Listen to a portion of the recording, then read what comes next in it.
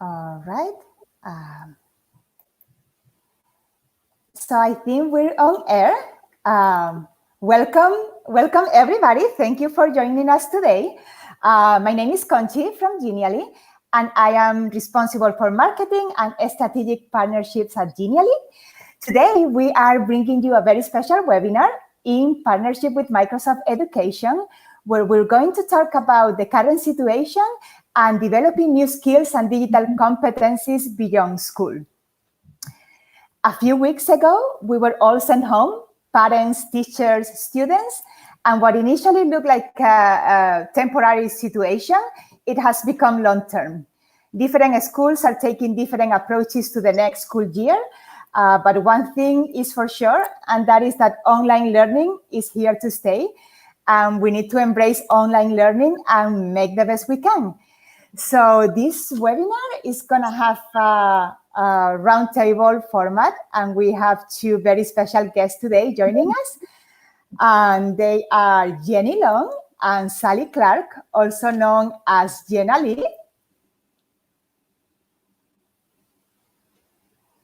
And just to give you a little bit of background on Jenny and Sally, they are international speakers, they're EdTech consultants, they're instructional technologists in their school in Texas. And I'm just going to let them say a few words about themselves because they can give you a bit of background. Great. Well, good morning. We're so excited to be here today. My name is Jenny Long. And I'm Sally Clark. And we are Genially. We're so excited to be together. We have been apart for so long. So it's great to actually be together this morning. But we are instructional technologists with Eagle Mountain Saginaw Independent School District, which is a little bit north of Fort Worth, Texas. So we are so excited, and thank you so much for having us here today. And we can't wait to share and discuss how we're all getting along in this time. Thank you, guys. We're honored to have you for sure. Thank you so much for joining us. And before we begin, we want to make this as much of a conversation as we can. So we're going to throw a question to the audience, to everybody watching live. So we're going to drop a link on the chat. It's a boot club link.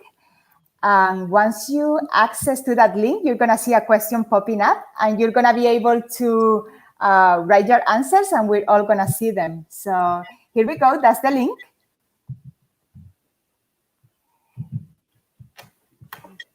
And I'm going to read the question for you anyway.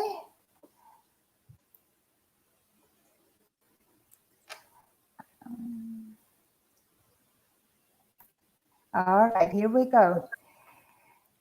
So the question that we need help answering is, with just one word, how would you define the distance learning situation?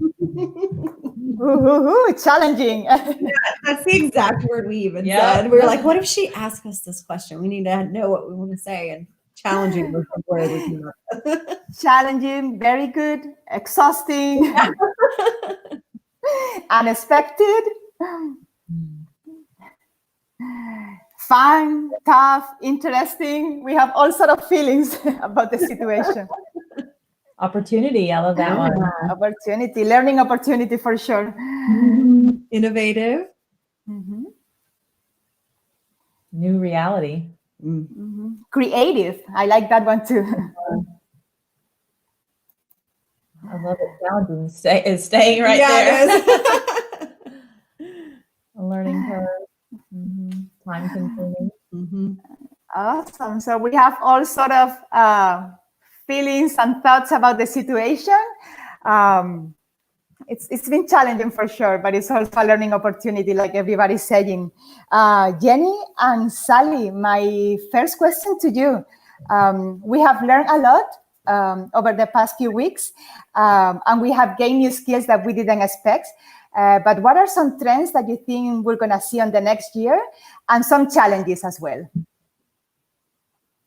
Well, I think, first of all, some of the challenges which we've all experienced, I'm sure, is just the unknown, not knowing. We went from, schools will only be closed for a few weeks. Oh, now they're going to be closed for, months. And then now we're looking at, what does August look like? What does September look like? So just trying to deal with the unknown, and how do you plan for the future and bringing students back in when you don't even know what that looks like. Mm-hmm. So I feel like that alone, it's so frustrating when you can't get ready and get excited for next year when you don't even know what that's going to look like. Mm-hmm.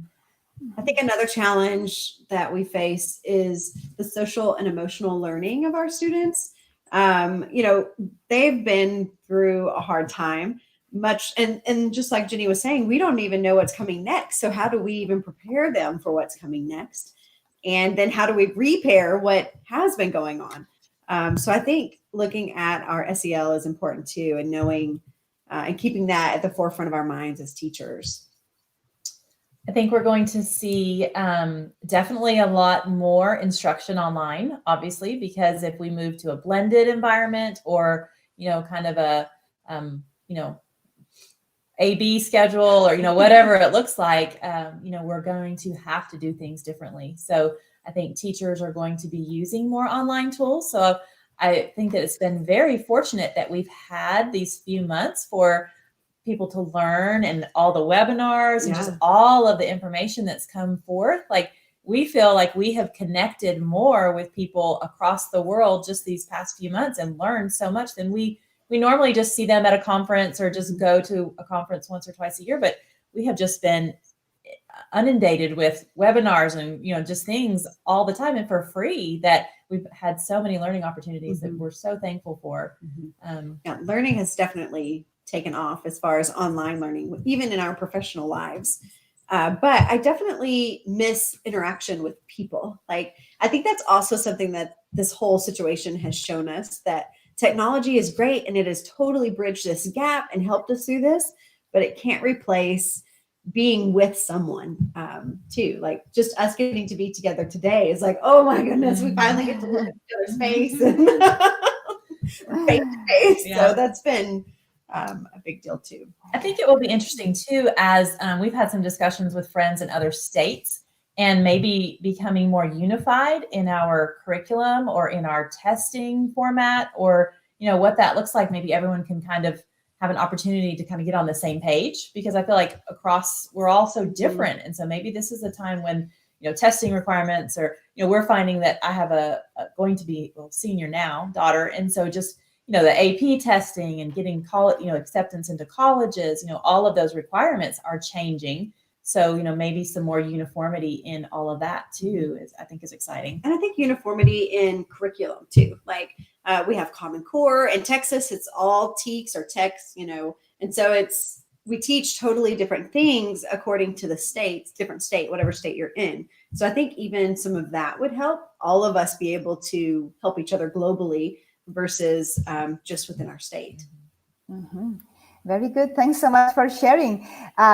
How have you seen your students facing the situation? Is there something that have surprised you the most about the way students have faced this situation? Well, as being moms and working, I have 4 children, and Celie has will be in high school, freshman now, son. Oh, goodness. Working full time and having our kids, having to teach them and support them at home. But we've just been impressed in just all of our students, how they've just figured it out. They've just gotten in there, and, it was a little struggle at first, but seeing that, my kids would get up in the morning, they knew exactly what to do. They got in their routine. My 2nd grader, he got his iPad out every morning. He knew exactly to go into his teams and where to click the link to join and how to turn his work in. Like, it really amazed me at how fast they learned. I also liked seeing in my own son the ability for him to kind of set his own schedule. Being a teenage boy, he wants to stay up late and then he wants to sleep in, but that didn't affect any of his learning or his ability to get his work done. He just did it on his own schedule, which, we like working on our own schedules. And so, what a great benefit to distance learning. So he was really able to make his own schedule and stick to it. So yeah, they're becoming more independent and being able to make their own schedule. That's wonderful. So from what we've seen, resilience, creativity, and wit have proven to be also some of the most useful skills during this time. How do you think we can encourage these skills in students and teachers, both of them? I think modeling it ourselves, like as coaches, going in and modeling those exact same things with our teachers. So when we do PD, making sure that we give them the freedom to be creative and the freedom to have their own schedule and their own time and the freedom to learn what they want to learn. I think that is a big piece of it as well. So really modeling those pieces in a practical setting.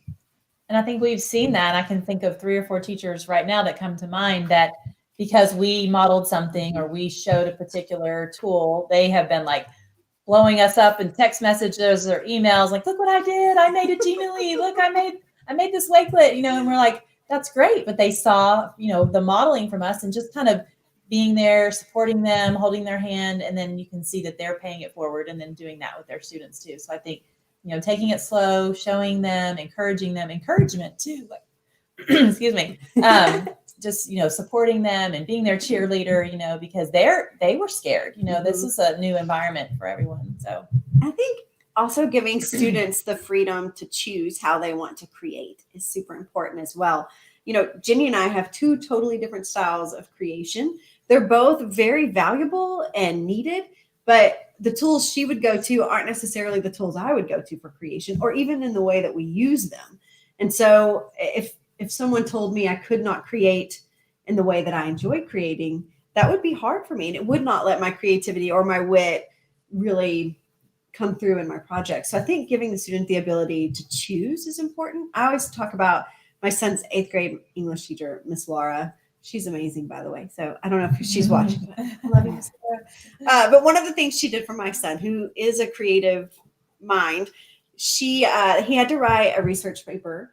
And instead of just writing out a paper, he created a PowerPoint with graphics and images and like all this stuff. And she took it and she was like, why would I penalize him on that? He had every piece I asked him for. He just did it in his own way. And so I'm so thankful for her for encouraging that creativity within him and not stifling it just because it didn't look like what she had envisioned. Student choice is huge. Mm-hmm. Mm-hmm. Fantastic. What are some other competencies that the students and teachers will need to develop for the next year and the new situation? I think, in watching my own children, they're going to have to be self-motivated. And every child learns differently. I had a freshman really struggled this year as her freshman year. And this situation of staying home and having to learn on her own did not help. So, I think, realizing that you're going to have to be a self-motivator. And I also have a senior this year, and she's kind of been frustrated with, I don't want to have to do this. I want to be with my friends. I want to be in person. So having them really understand this isn't going to be what you're used to, this environment. So you're going to have to be flexible. You're going to have to adjust. You're going to just, suck it up and face the fact because this is what it is. And you're going to have to deal with it because my senior keeps saying, I'm not doing this, and I'm like, well, you're going to have to. So some other skills we see that we know students really need to work or develop are how to operate online in a school setting. Like a lot of times our students didn't know how to sit still, look at the camera, speak clearly for our Teams calls. They would be all over the place, or the background would be distracting, or they weren't speaking up. And I think, and really setting those norms in the classroom and making sure that students understand how to operate in this space. Even with chat, like they're not sure how to communicate through chat in an academic setting. And so I think those are skills that will definitely be developed over time as well, which are good skills because that's the way we operate and the way we work. And so that will just take them into the business world. Yeah, that's the way it is. I could see also I have a kindergartner, and she was able, by the end of the school year, she was able to log in by herself. And if the call would stop, she was able to log in back, and she was able to do everything by herself. So that's so great. Yeah. Were we parents ready for this? What's gonna be our role for the next year? Well, I don't think we were ready. No. And I think I had a friend over yesterday, and she actually homeschools her own children. So she said, for us that homeschool, we're just kind of moving on. This is what we were used to, but they also have a little bit of a hiccup in their situation too, because of co-ops and different things where they do meet with other students. But, for us, this is a completely different world as parents, as working parents that are, it was a struggle for us to work. And especially with our role, we were having to support all of our teachers and students and also our own children. So parents just, I think they have learned so much over these past few months, but just having to educate themselves as well and having to be patient. And we experienced a lot of that frustration here in our home. And my husband, I don't know how to do this. And, so I think even learning expectations as a parent of what my son should be able to do and should not be able to do. Being in 8th grade, I expected him to be able to write and complete sentences, use capitalization, punctuation, and make it look perfect. And then I realized real quick into the process, he's a kid still learning. I can encourage those things, but it's okay that it's not perfect or at a standard at which I operate. I think so for parents, learning what to expect from their kids is important as well. I know one of the things we've really done is create tutorials for our parents to help them too, because they had a huge learning curve trying to figure it out. So that's been a big piece of what we've done. Mm-hmm. Fantastic. It's true that teachers have been very supportive of parents during this situation. So I'm grateful as a parent that it was like that.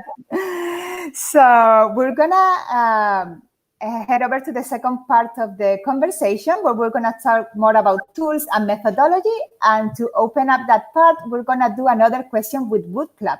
So another link on the chat.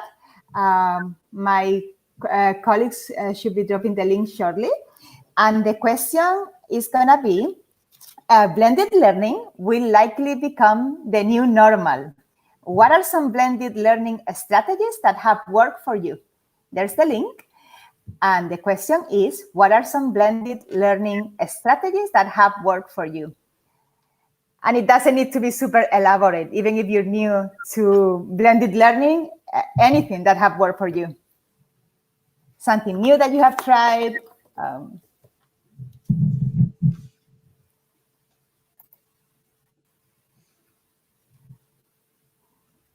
Okay, interactive video, communication.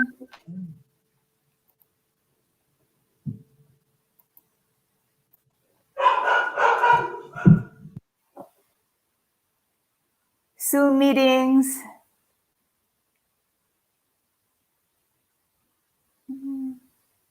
Guest speakers, interactive video. Woohoo! We see a lot of things.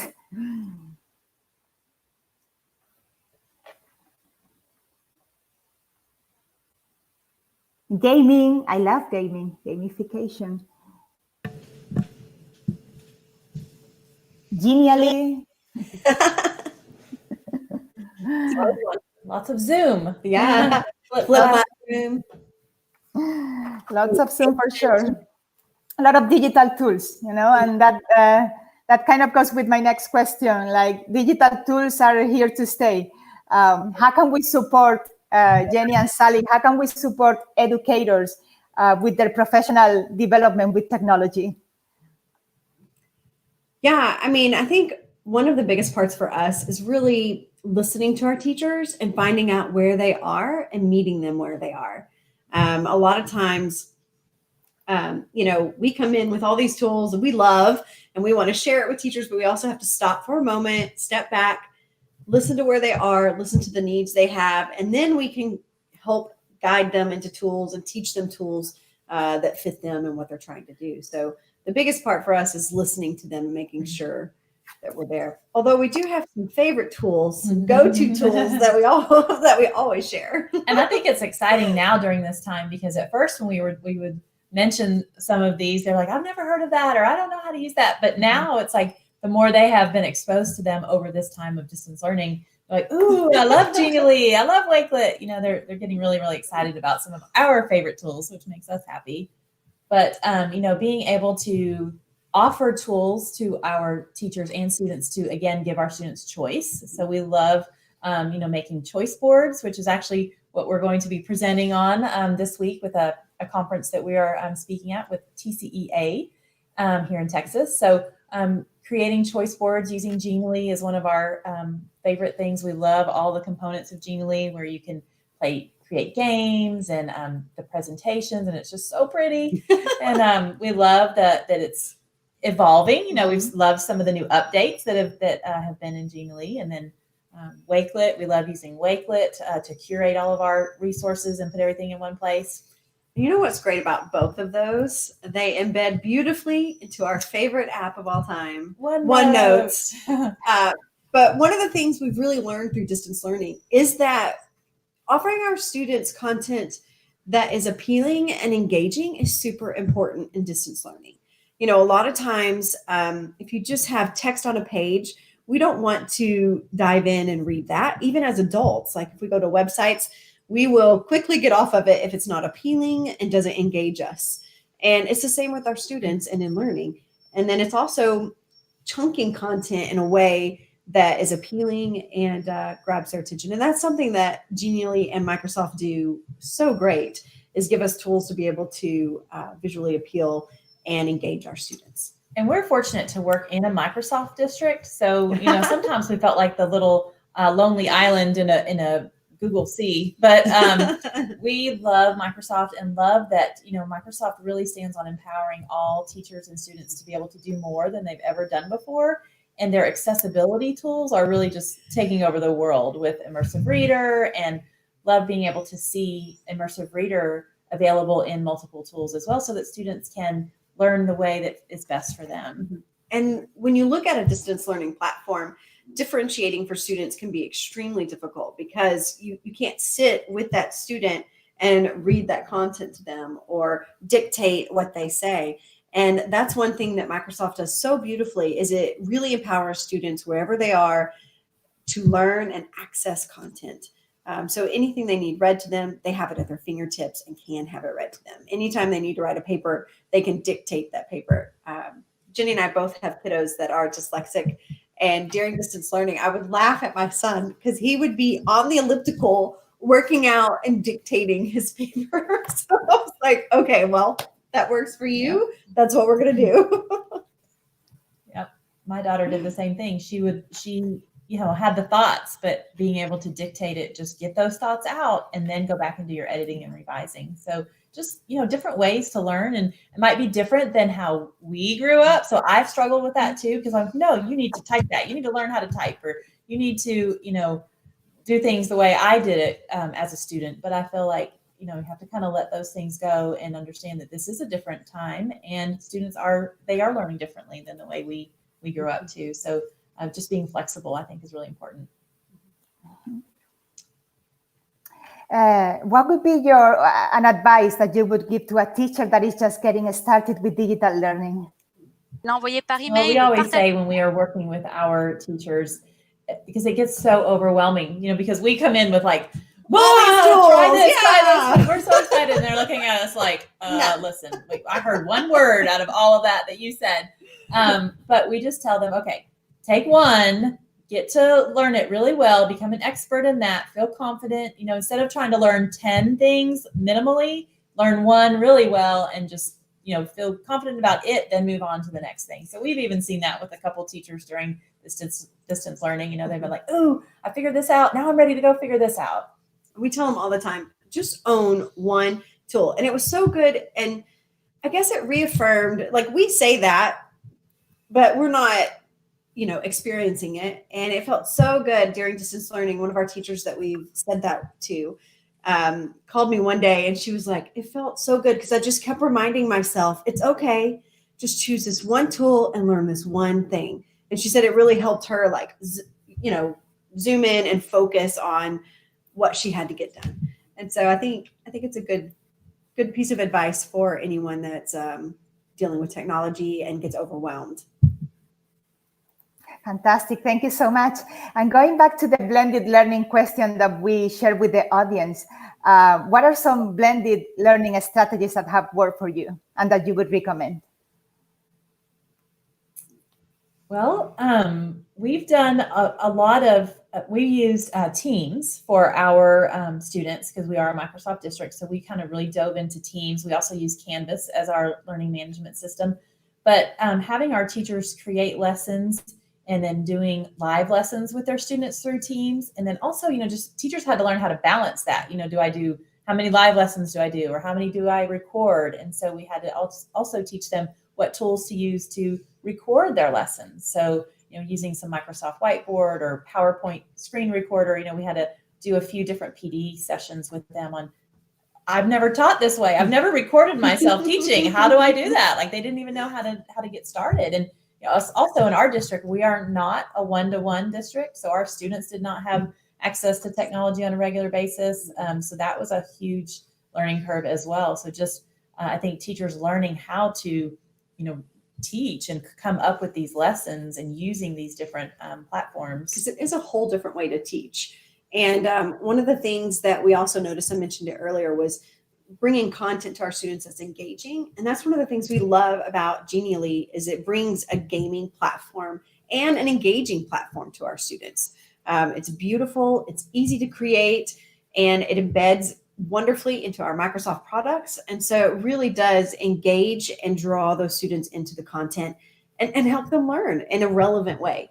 I think gaming really fits our students, and they love it. Anytime they can have a challenge and a game, and Genially delivers in that.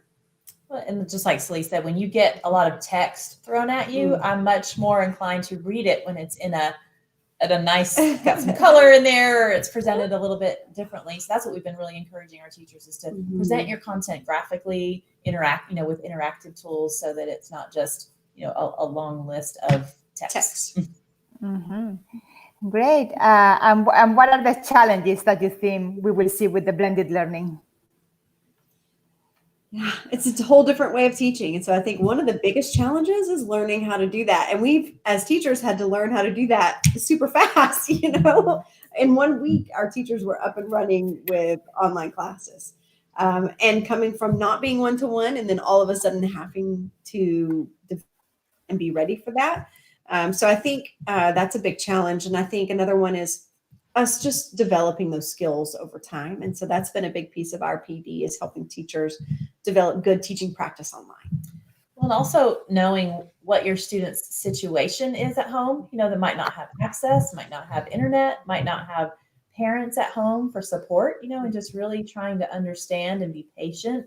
And, Celie had an experience of a death in the family, and all of her son's teachers were very understanding and patient. And just really, as a teacher, knowing your students, which it's harder in this time because we don't see them every day and can't give them the hugs and can't sit and have those little conversations with them. But Justin, we saw that with our teachers. They would just have a recess time, or just a show and tell time, or just a time for the kids to get on and just talk, because you still want to interact. And it's just knowing what's going on at home, I think, is important. And I think even on that same note, Miss Laura, again, I can't say how much I love her, but with the death in our family, she called Hunter on Teams just to check on him. Like, not even to see, yes, to see how his learning is going, but that wasn't the meaning behind her call. Like, it was to check on him and make sure that he was okay. And I think that meant so much to me as a mom, and so much to him, that that really made him appreciate his teacher. And he knew that she was looking out for him as a person, not just his learning. So I think finding ways to connect with our students online, because we can't be face-to-face. And, but finding little moments like that to really connect is important. Thank you so much for sharing that experience, and sorry that happened. Just to close the webinar today, if you would want to make some balance of the last year and share some hopes and wishes for the next one, what would that be?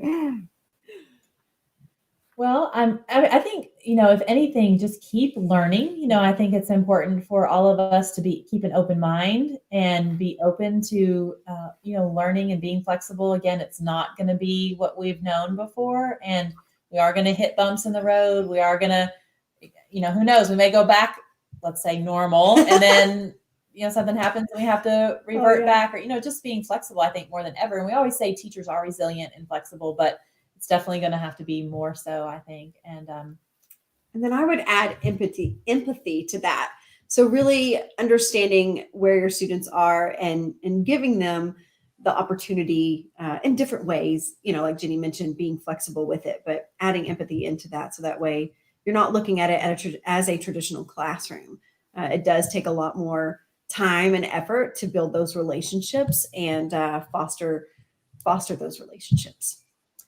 And I think just also, making sure, like we said, checking in on the students and, how are they doing emotionally and how are they, just getting along. And I think that's super, super important. But communication, I think we saw that. And I think teachers struggled just at first because they didn't know what to communicate, but just being consistent with your communication, I think is huge too. And finding ways to communicate effectively so that confusion is limited, because who needs more confusion on top of what we already have? But just trying to communicate, I think is important as well. Mm-hmm. Great. And I'm looking at the chat, seeing some questions. How do you feel being in front of a camera if you're not TV people? That's a fun question. We are very comfortable. Yeah. We have a YouTube show that we do, and we interview teachers, or we'll go in classrooms and talk to teachers about lessons that they do, and we love to share tutorials and tips and tricks. But we'll go and talk to teachers like, I don't want to be on camera, or that itself. Even students, like my high schoolers, they're like, I don't want to have to take a selfie. I'm like, you take pictures all day long of yourself, but just having that comfort in itself. A camera's okay, and there are some cool things you can do where you don't have to put your face on there sometimes. But Flipgrid has some great filters that make you look real good. So you can always go that route too. I was super impressed with my son's teacher. She started her YouTube channel and she recorded her morning messages that they had to do, and she put it up in her YouTube channel. But I think that's a great idea too, because all of your videos, again, organized, staying in one place so that you can just send that link to your students and to your parents. And I would say my biggest piece of advice would be that it does not have to be perfect by any means. And also know not to take yourself so seriously, because like we do silly stuff all the time, and I'm like, it's okay, it's fine. And we mess up all the time, and we're like, it's okay. I mean, that's just part of being who we are, and our students know that, and that's okay. Just put it out there and be done with it. Or you could spend all day and all night editing and trying to get it together. So that's just too much time to spend on that. All right. Thank you so much, Sally and Jenny, for joining us today. It's been great to have you. Thank you for sharing all your expertise and your experiences with the audience. For those of you who might be joining late, you're going to be able to watch the recording on our YouTube channel. And thank you so much, everybody, for being here today. Thank you so much for having us. We appreciate it. And you can definitely find us on Twitter. And also we have a blog where we have lots of resources as well. And that is www.thegeniallyshow.com. So I think we can maybe put that in the chat as well. Yeah, leave it on the chat so that people can see. I know they share excellent EdTech tools and tips, so highly recommend that you check that out. Well, thank you so much. We are excited, and everyone that's watching, we hope that you have a great year and a great summer. And definitely, if you're new to Genially, definitely explore and dive in. And we have some great resources, or we can definitely help you as well. And we love the whole Genially team. They are amazing, and we love the way it works with Microsoft. And we love Microsoft and every piece of Microsoft too. So definitely reach out to us if you have questions. We'd be happy to help you as well. All right. Thank you so much. Bye, everybody. Thank you. Bye.